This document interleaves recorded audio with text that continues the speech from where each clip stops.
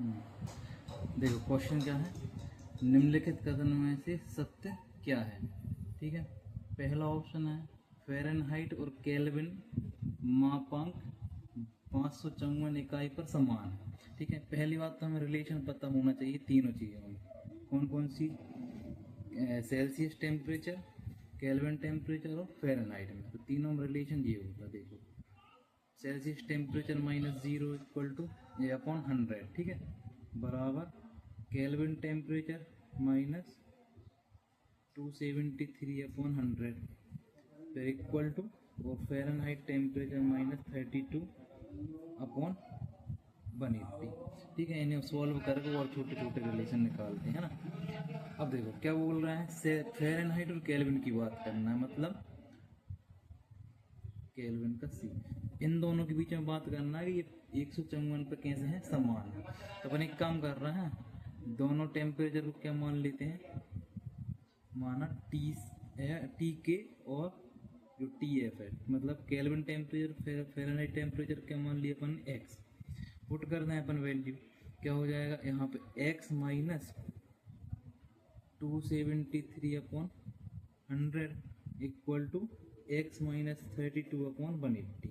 ठीक है, 0 से 0 और 2 नाम 18 और 2 पंचे 10। ठीक है, अब अपन कर रहे हैं क्रॉस इंटू, तो ये हो जाएंगे कितने, 9x, 9 का गुणा इसमें करेंगे तो कितना हो जाएगा, 9 3 जा कितना होता है 27 और 2 9 3 7 जा कितना, ये 65 हो जाएगा टोटल। 9 2 जा 18 और 6 कितना 24।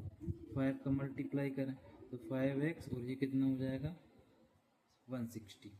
यहाँ पे क्या करो, थोड़ा सोल्व करें तो 9 - 5 हो जाएगा 4 और इसको इस तरफ ले आओ तो 160 प्लस 2 4 5 7, इनको माइनस करें 2 4 5 7 माइनस 160 कितना हो जाएगा 7 9 2 और 2, x इक्वल टू हो जाएगा 2297/4।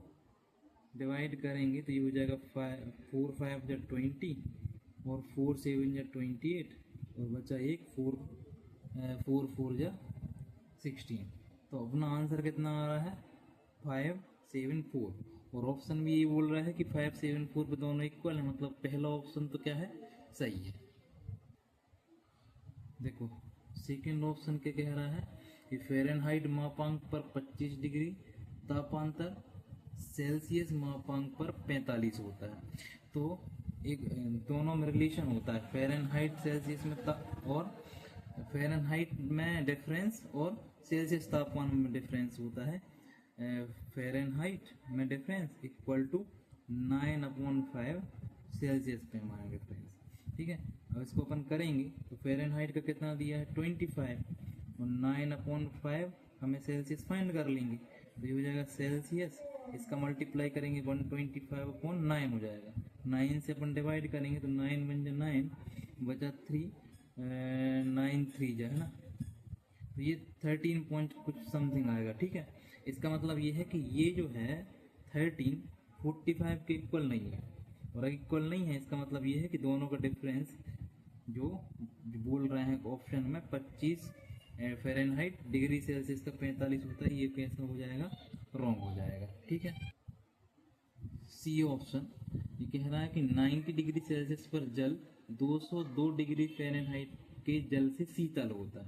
तो अपन पहली बात तो अपन को दोनों क्या करना पड़ेगा, सेल्सियस और फ़ारेनहाइट को पहले एक ही कैटेगरी में चेंज करो, या तो सेल्सियस को फ़ारेनहाइट को सेल्सियस में चेंज कर दो या सेल्सियस को फ़ारेनहाइट में। तो अपन क्या कर रहे हैं, पहले सेल्सियस को फ़ारेनहाइट में चेंज कर रहे हैं। इसके लिए फॉर्मूला क्या होता है, F इक्वल टू 9/5C और 32।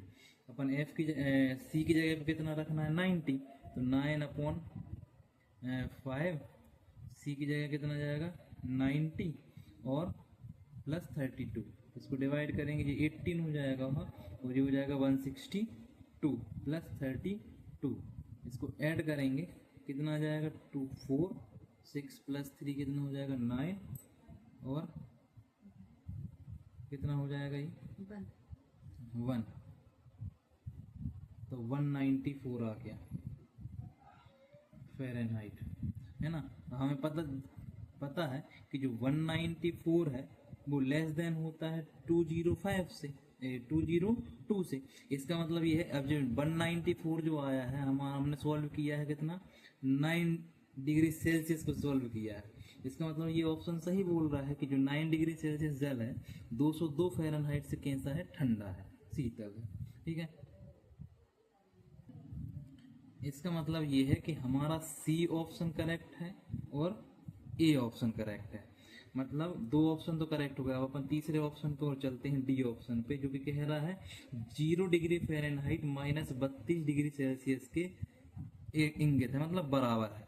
तो फिर से ये रिलेशन यूज करेंगे अपन, एफ की जगह पे इस बार रख देंगे 0, 9/5 सी प्लस 32 को साइड ले जाओ तो यहाँ बचेगा 9/5 सी माइनस का 32, यहाँ से सी की वैल्यू निकालेंगे तो -32, 5 मल्टीप्लाई में पहुँचेगा और 9 डिवाइड में मल्टीप्लाई करो, 5 2 × 10, 5 3 × 15 और 16/9।